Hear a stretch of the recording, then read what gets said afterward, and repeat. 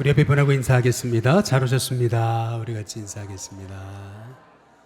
예, 우리 뒤에 분하고 또 인사하겠습니다. 큰 은혜 받으시기 바랍니다. 예, 우리 마지막으로 인사하겠습니다. 하나님이 함께 하십니다. 예, 오전에 잠깐 말씀드렸습니다. 이면수 목사님의 책 내가 누구를 두려워하리요 라는 책에 보니까 이제 이분이 캐나다에서 북한 선교에 아주 주력한다. 북한을 한 150번 드나들었다라는 얘기를 듣고 캐나다에 사는 한 그 할머니 구한사님이 딸과 아들을 북한에서 찾는데 좀 도와달라고 그러면서 찾아왔더라는 거죠.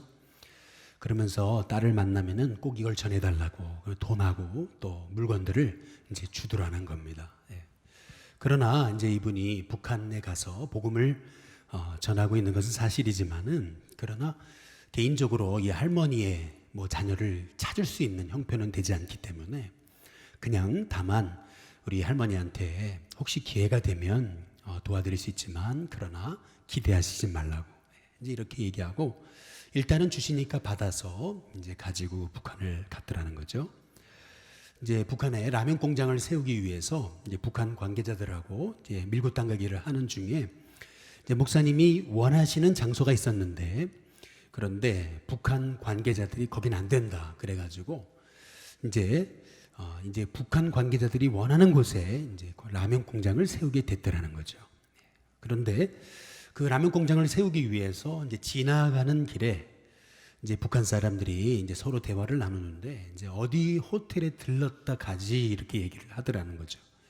근데 퍼뜩 이제 목사님 생각에 그 호텔 주변에 바로 그 할머니가 얘기했던 그 딸과 아들이 살고 있다는 소식을 이제 그 할머니가 얘기했던 게 생각이 난 겁니다. 그런데 이제 자기가 그곳에 호텔에 묵자고 할 수 있는 형편은 되지 않기 때문에 이 북한 관계자들이 의심할 수 있으니까 그래서 그냥 어떻게 인도가 되는가 지켜봤는데 비가 옥수로 쏟아져가지고 그래서 어쩔 수 없이 새벽 2시에 이제 그 호텔에 들어가게 됐더라는 겁니다. 그런데 뭐 1층에 머물렀으면은 그러면은 뭐 이제 딸의 이제 관계되는 사람을 만날 수 없었는데 이제 마침 호텔 7층에 묵게 됐었는데 그 7층에 있는 한 여자분한테 혹시 이런 여자가 있는데 아시냐고 이제 물었더니 이제 그 여자가 내 친구라고 그러더라는 거죠. 그런데 그래서 좀 만날 수 있냐 이제 이렇게 얘기를 했더니 이제 다짜고짜로 좀 뭔가 분위기가 이상하다 이제 알고 보니까 이제 이 여자가 고발을 한 거예요. 그래가지고 관계자들이 와가지고 당신 지금 누구를 찾고 있냐고 이제 이러면서 이제 목사님을 코너에 모는 거죠.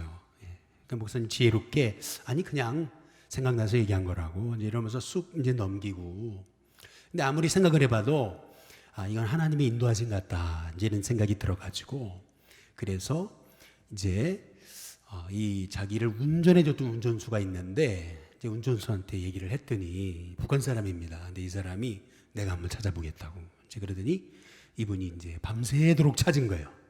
그래가지고 새벽 5시에 이 딸을 만난 거죠. 그래서 6시 반에 그 호텔에서 이제 비밀리에 이제 만나기로 해서 북한 관계자를 따돌리고 결국에는 이제 만나서 이제 어머니가 살아계시고 어머니가 전달한 돈이 물건이라고 이제 딱 전달을 이제 하니까 이제 그 딸이 그렇게 눈물을 흘리더라는 거죠. 동생은 살아있냐? 이제 이랬더니 동생도 살아있다고. 동생은 뭐 하냐? 그랬더니 북한에서 의사라는 거예요. 이제 그래서 이제 결국 이제 동생도 찾고 이제 이런 과정에 대해서 얘기를 하시는데 이제 그런 얘기를 해요. 이 할머니가 와서 했던 얘기 그게 뭐냐 하면 여지껏 내 딸과 아들을 찾기 위해서 50년을 기도했다고. 근데 이제 목사님은 그냥 기대하지 마시라고. 사실 찾기 쉽지 않다고. 이제 그런 얘기를 했던 게 사실이었는데 가만히 이렇게 그 할머니의 딸과 아들을 만나게 된 경위를 생각해 보니까 아니 북한 관계자가 라면 공장을 세울 장소를 틀지 않았으면은 글로 안 갔고 또 그날 비가 옥수로 쏟아지지 않았더라면 그 호텔에 안 들어갔고 또 1층에 머물렀더라면은 그 친구라는 사람이 이제 그래서 그 딸이 이 근처에 산다는 거를 알 수 없었고 7층에서 그 친구의 딸을 만났기 때문에 또 이렇게 관계가 됐고 또 운전수가 도와줬기 때문에 또 이렇게 이제 된 모든 과정을 생각하게 될 때 이 할머니가 50년간 충성되게 하나님 앞에 기도했던 것이 이 충성스러운 이 한 여종의 기도를 하나님께서 응답하신 거더라는 거죠.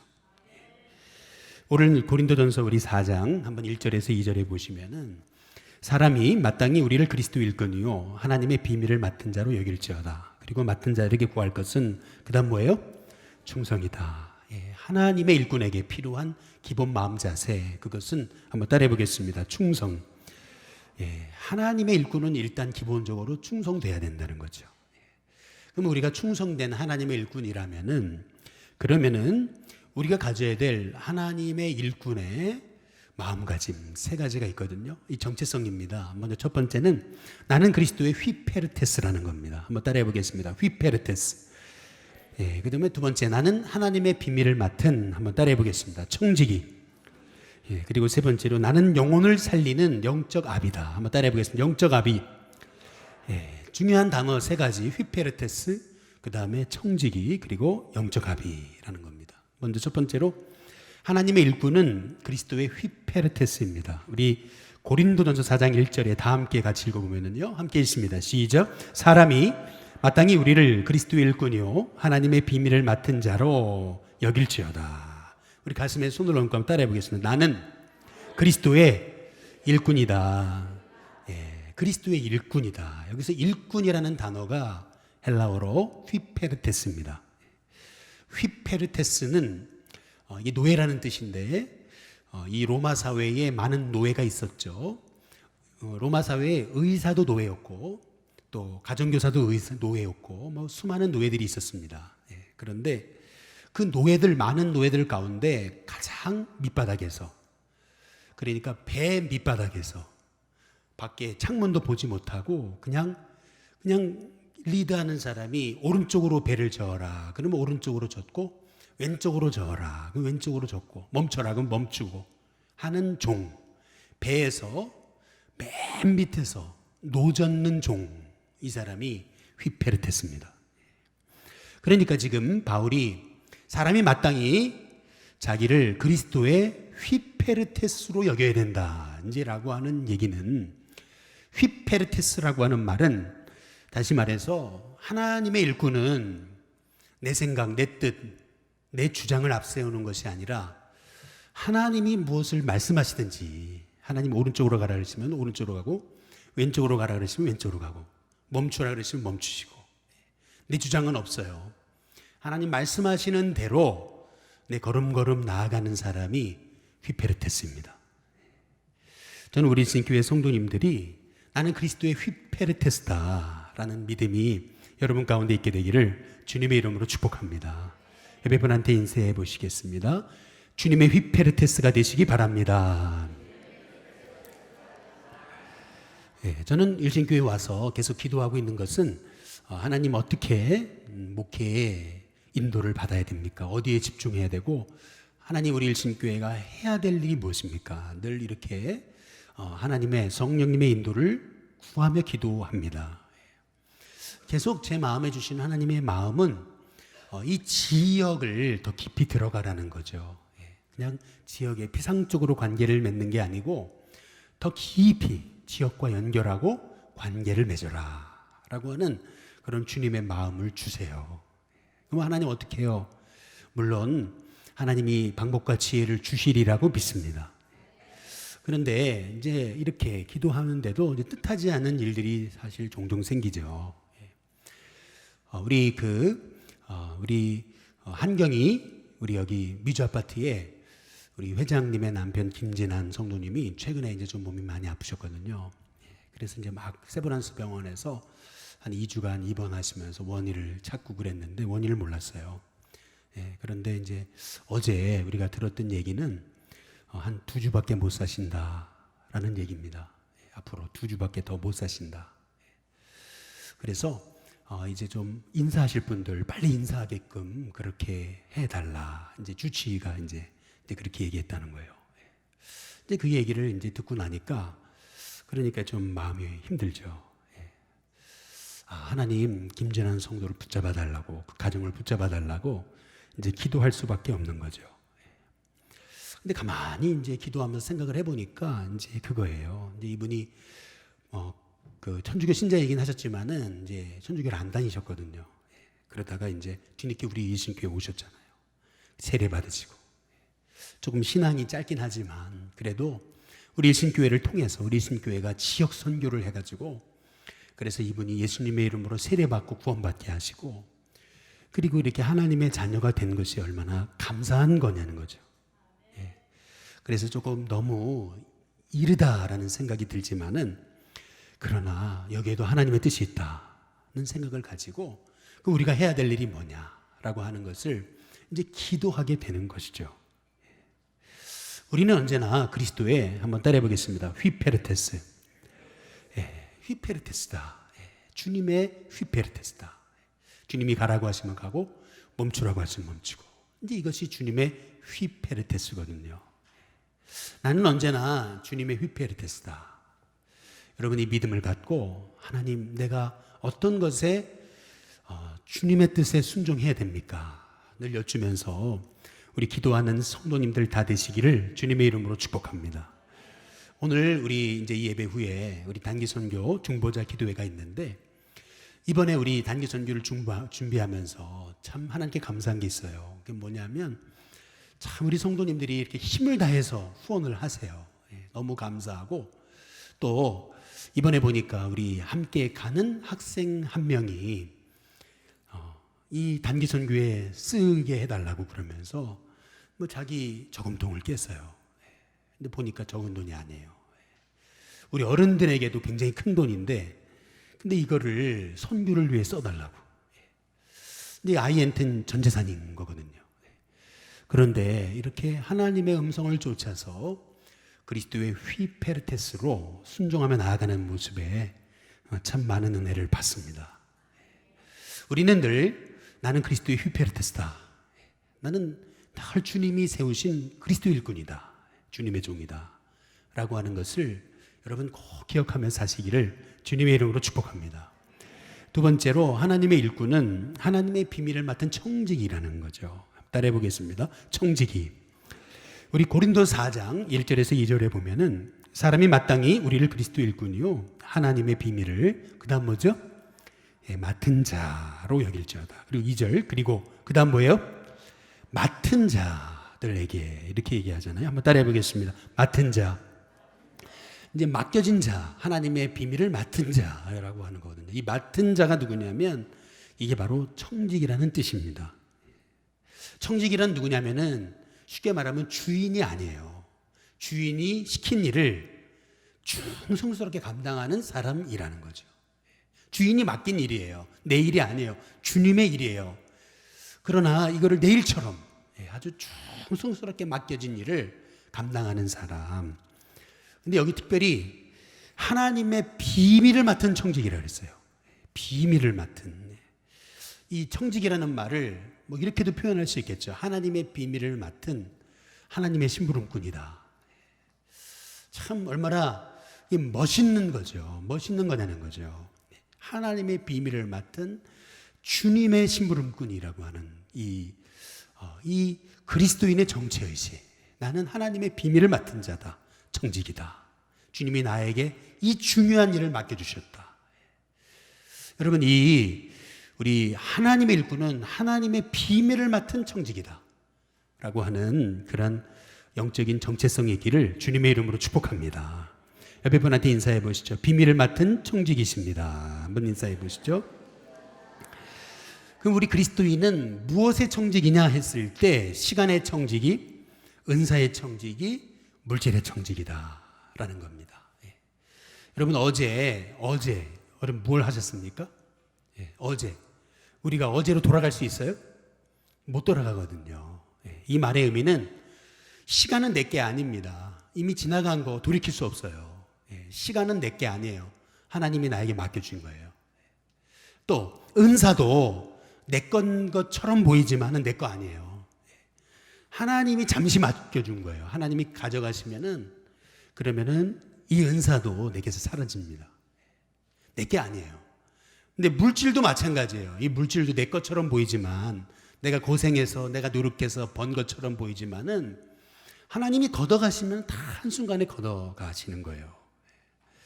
우리는 시간과 또 은사와 물질에 우리가 청직이다. 잠깐 맡아서 관리하는 사람이다. 그래서 시간도 그렇고 은사도 그렇고 물질도 그렇고 충성되게 관리하는 거, 지혜롭게 관리하는 거, 이 중요합니다. 뿐만 아니라 그 시간과 은사와 물질을 주님의 뜻대로 우리가 기쁘게 지혜롭게 사용하는 그러한 지혜가 우리에게 필요하다라는 것이죠. 이렇게 하나님의 비밀을 맡은 시간과 은사와 물질에 우리는 청직이다. 이 내 거 아니다. 주님이 잠깐 맡겨주신 거다. 나는 충성되게 관리하는 사람이다. 라고 하는 그런 정체성을 갖고 여러분 신앙생활을 할 수 있게 되기를 주님의 이름으로 축복합니다. 저는 우리 일신교회 성도님들에게 좀 권면합니다. 제가 처음 이렇게 공적인 예배에서 하는 건데, 우리 일신교회에는 그 이웃나눔 헌금이 있어요. 그리고 전도헌금이 있고 장학헌금이 있습니다. 그런데 이것은 우리 경상비로 책정이 되어 있지 않아요. 이것은 경상비 외로 책정이 되어 있습니다. 그렇게 하는 이유는 여러분이 헌금한 거, 전도헌금 하신 건 전적으로 전도에 쓰고, 또 이웃나눔 헌금은 전적으로 이웃나눔에 쓰고, 그리고 여러분이 헌금하신 장학헌금은 전적으로 장학헌금으로 쓰기 위한 목적입니다. 근데 가끔 이제 어려운 분들이 있으시면은 우리 성도님들이 개인적으로 이렇게 도와주시는 분들이 있는데, 물론 할 수 있습니다. 그러나 여러분 개인적으로 도와주시는 것보다는 교회에다 헌금을 하십시오. 그래서 교회 이름으로 교회가 어려운 영혼을 돕는 것이 마땅한 겁니다. 그리고 우리 일신교회가 이렇게 이제 많이 전도하다 보니까 이제 사실은 그 전도에 필요한 물품이나 이런 것들이 필요하거든요. 근데 이게 이제 경상비 안에서 책정을 해버리면은, 또 이웃 나눔도 그렇고 경상비 안에서 장학헌금도 경상비 안에서 책정을 해버리면은, 그러면은 이제 그 한도 내에 쓸 수가 없어요. 이 전도라는 게, 이웃 나눔이라는 게, 장학헌금이라는 게 이게 그냥 예산 안에서만 쓰는 것이 아니에요. 하나님이 성도들의 그 기도를 통해서 드려진 것을 통해서 이웃을 돕고 또 전도하고 이렇게 다음 세대를 세우고 이렇게 해야 되는 거거든요. 그런 의미에서 우리 성도님들이 뭐 특별하게 하나님 앞에 이렇게 드릴 일이 있다고 생각된다면은 전도헌금으로, 이웃 나눔으로, 장학헌금으로 하나님 앞에 드리시기를 주님의 이름으로 축복합니다.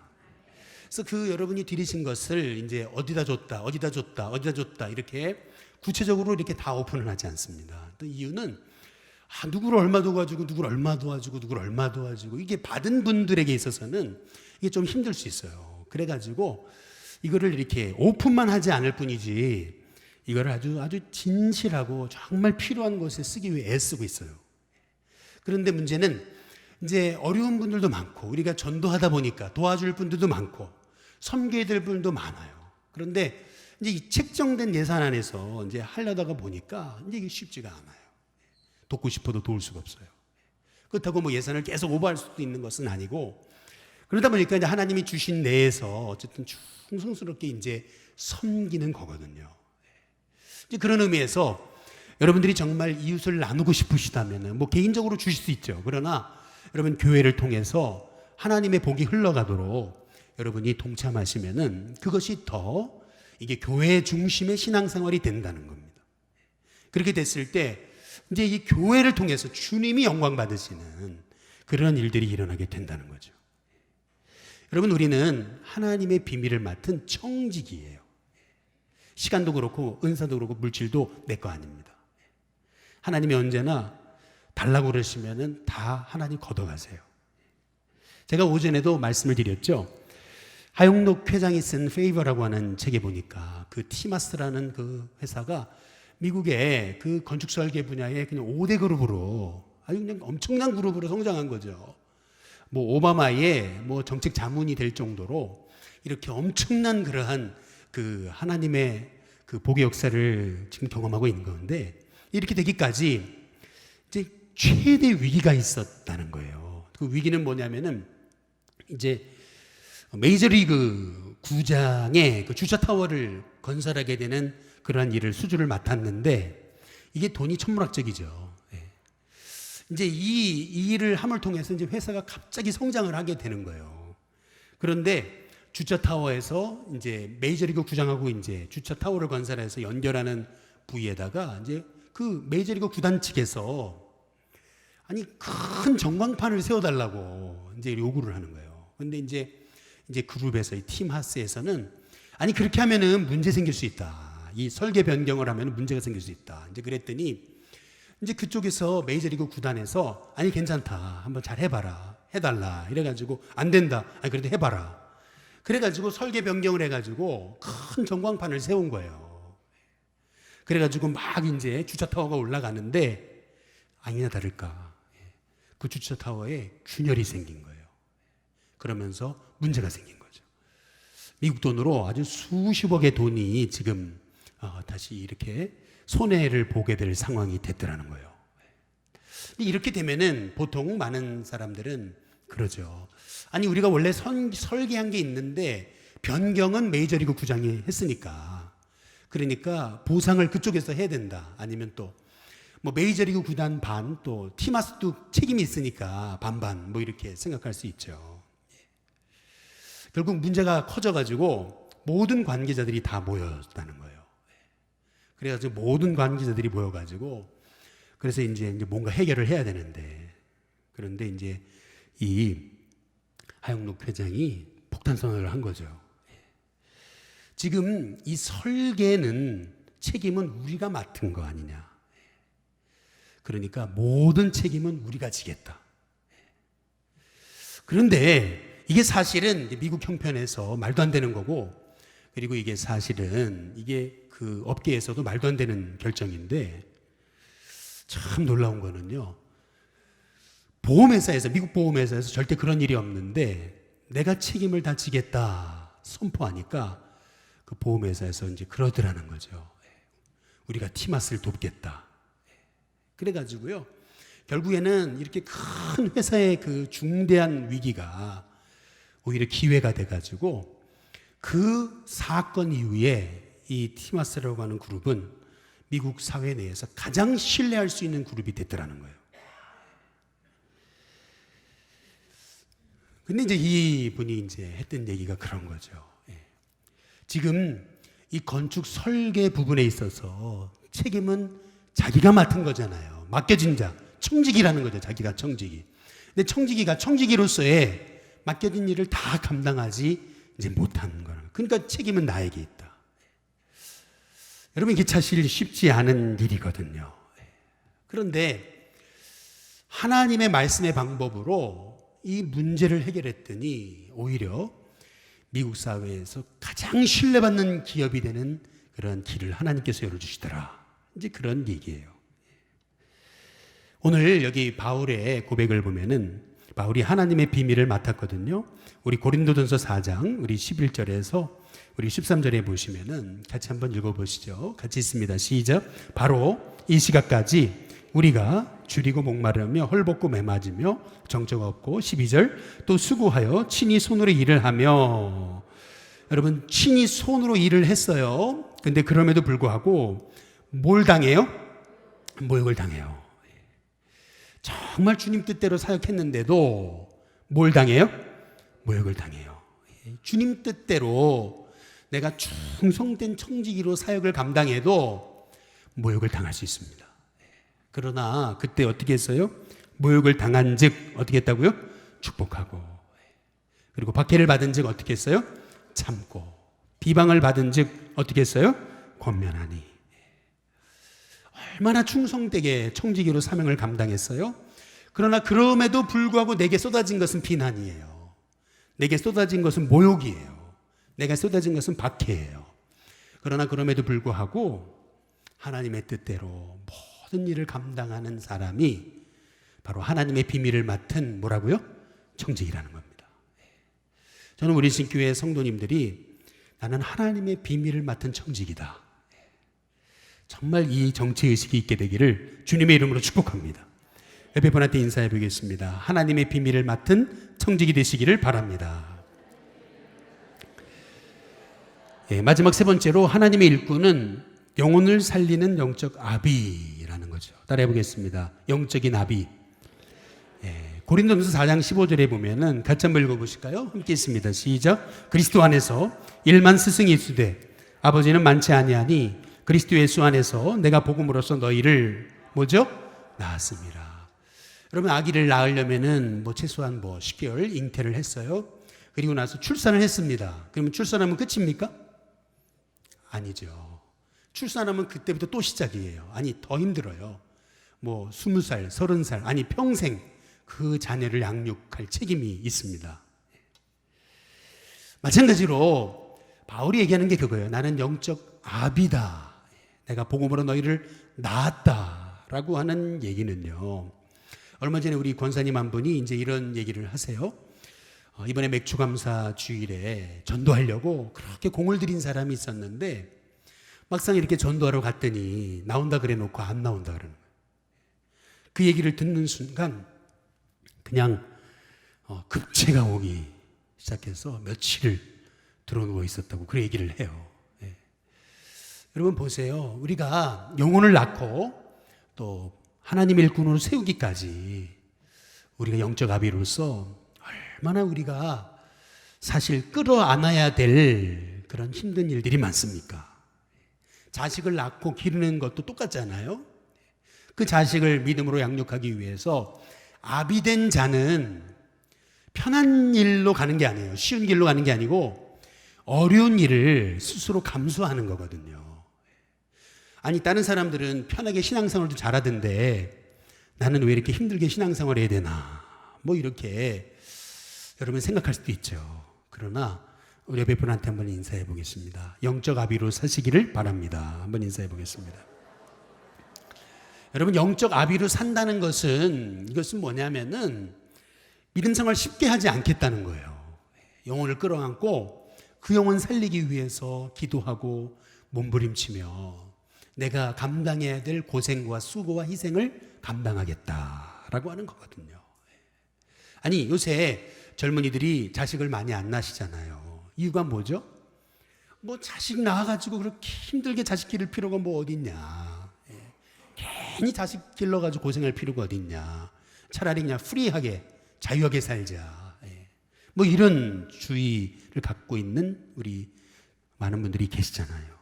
그런데 자식을 낳고 이제 길러보면은 이게 보통 일이 아니잖아요. 그렇지 않습니까? 그런데 우리 신앙생활도 마찬가지로 생각해요. 영적 아비로 살고자 결심하면은 그때부터 여러분 우리에게 사실은 참 그 한 영혼 때문에 우리가 감당해야 될 일이 많죠. 실은 우리 일신교회 주변에 많은 우리 어르신들을 전도하지만은 여러분 사실 이렇게 솔직히 말씀을 드리면은 어르신분들이기 때문에 앞으로 사실 날이 얼마 안 남았잖아요. 그러면은 교회가요 이렇게 옆에서 돌봐드릴 일이 너무 많아요. 사실은 우리가 감당해야 할 일이 많은 거예요. 그러나 그럼에도 불구하고 우리가 그 일을 해야 되는 겁니다. 우리가 이 복음을 위해 살기로 결심했다면, 우리가 하나님의 일꾼이라면은 나는 영적 아비로 살겠다, 영적 아비로 내가 쓰임받겠다라고 하는 결심과 결단이 저는 우리 일신교회 성도님들에게 필요하다고 저는 분명히 믿습니다. 한 영혼 구원하고 또 그 영혼 세워가지고 제자 만들고 참 믿음의 사람으로 세워가는 데까지 여러분 이게 얼마나 어려워요. 저희가 늘 하는 얘기가 있어요. 그게 뭐냐면은 우리 일신교회는요 주로 이렇게 교인 이동으로 부흥하고 있는 교회가 아니고 우리는 전도해서 부흥하는 교회예요. 우리 교회는 정말 생짜 초신자들 전도해가지고 그래가지고 성도 만들고 세례해주고 그리고 집사 만들고 이러는 사명이 있는 것 같아요. 그래서 사실은 그 일을 하려면은요 굉장한 힘과 에너지가 필요하죠. 우리 교회 전도하는 우리 권사님들 이렇게 보면은요 정말 참 존경스러워요. 그렇지 않아요? 이게 쉬운 일이 아니에요. 얼마나 애를 쓰시는지 몰라요. 이 영적 아비의 삶이거든요. 그런데 저는 우리 일신교회 성도님들이 이런 영적 아비의 마음을 갖고 신앙생활 할 수 있게 되기를 주님의 이름으로 축복합니다. 영적 아비들이 많아져야 돼요. 그래야 하나님의 나라가 든든히 서고 하나님의 나라가 결국 확장되는 거예요.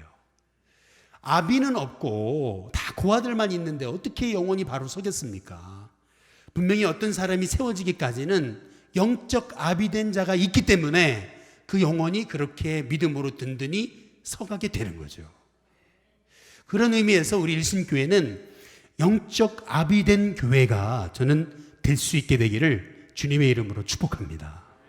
그래서 어떻게 보면 힘든 일 사소하는 것 같고 어려운 일도 사소하는 것 같지만은 그러나 이것이 주님의 나라를 확장시키는 바로 주님의 제자의 삶이 아닐까, 하나님의 일꾼의 삶이 아닐까. 저는 우리 신교회 성도님들이 그래서 나는 하나님의 일꾼이다. 한번 따라해보겠습니다. 나는 하나님의 일꾼이다. 이 자부심을 가지고 나는 그리스도의 히페르테스다. 나는 바로 하나님의 비밀을 맡은 청직이다. 그리고 나는 영혼을 살리는 영적 아비다. 이 자부심이 우리 성도님들한테 있었으면 좋겠어요. 이 말씀만 드리고 마치겠습니다. 그 김양재 목사님의 그 절대복음이라고 절대믿음이라는 로마서 강해가 있죠. 그런데 그 책에 보면 이제 이런 얘기가 나와요. 카타콤이라고 하는 지하 무덤에서 발견된 세실리아라고 하는 로마 당시의 귀족의 그 시신이 발견된 거예요. 근데 이 시실리아라고 하는 로마 귀족은 이 여인은 예수님을 믿고 복음을 받아들이고 남편까지 전도한 거예요. 그러다가 이제 마르크스 아울렐리우스 때에 순교를 당하는 거예요. 어떻게 왜 순교를 당했냐면 로마 귀족으로 자부심도 없냐는 거예요. 이분은 로마 귀족이었지만은 나는 그리스도의 휘페르테스가 되기로 결정한 거거든요. 아니 귀족이 무슨 노예냐, 영적 자부심도 없냐. 이제 그래서 너 믿을 거냐 아니면 죽을 거냐. 결국 죽음을 선택한 거죠. 그래서 이 세실리아라고 하는 부부는 이 끓는 가마에 던져진 거예요. 그래서 훗날 이 카타콤에서 이 세실리아의 그 시신이 발견된 거죠. 그런데 이 시실리아의 손에는 이렇게 세 손가락이 위를 향해 있었다는 거죠. 세 손가락이. 여러분 그 세실리아가 이렇게 세 손가락을 하늘을 지켜들고 여러분 순교한 그 의미가 뭐라고 생각하십니까? 먼저 첫 번째는 나는 그리스도의 히페르테스다. 나는 하나님의 비밀을 맡은 청직이다. 나는 바로 영혼을 살린 영적 아비다. 여러분 그 영적 정체성을 가지고 그렇게 로마 사람들이 핍박하고 죽여도 그러한 하나님의 일꾼이라는 자부심을 가지고 끝까지 믿음을 지킨 그 믿음의 삶이 결국 우리가 지금도 예수님을 믿게 된 축복이 아니겠냐는 거죠. 저는 우리 인식교회 성도님들 다 함께 한번 손을 한번 이렇게 들어보시겠어요? 나는 뭐예요? 그리스도의 휘페르테스다. 나는 하나님의 비밀을 맡은 청직이다. 나는 영혼을 살릴 바로 영적 아비다. 나는 휘페르테스다. 청직이다. 영적 아비다. 여러분 이 믿음의 하나님의 일꾼의 정체성을 가지고 승리하시기를 주님의 이름으로 축복합니다.